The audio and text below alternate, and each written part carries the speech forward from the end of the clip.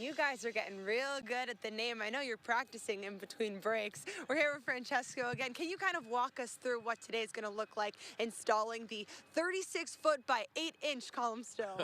Well, we have a bunch of guests that we invited, local officials, friends of ours, people within the industry, and there's going to be a big crane that's going to come. It's going to be setting over here, and they're going to pick up the still and then start raising it up, and it's going to go down through the top part of the roof there. Oh my goodness. I mean, you're not distilling right here on site yet. So once this column still is installed, when do you kind of hope to start distilling the bourbon here? We're looking to get going late this fall, so.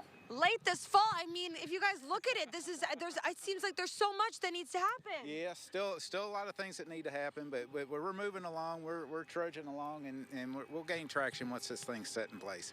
And I asked David earlier, can you kind of explain to me what a column still is? And he laughed. He laughed. But I'm sure there's got to be at least one other person out there that doesn't know what this is all about. Yeah, so the column still is the first step of distillation. We'll take the fermented beer out of the fermenters, and it's pumped into the top of the still. Using live steam, you heat it up and you're boiling off your alcohol vapors out the top, goes through the condenser, and you come out with low wine. Oh my goodness. It's like the centerpiece of our distillery. Yes, it's crucial to make this all happen. And Francesco, you were telling me earlier a very unique process you have here from farm all around us to the bottle. That's correct. So we're growing our own grains here, our own corn, our own wheat, and one day we hope to grow the other grains as well. So it's...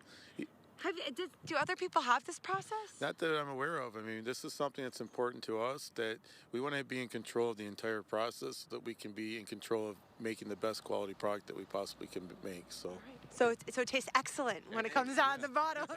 Exactly. All right, we have a lot more to do here this morning, but in the meantime, we'll send it back to you guys.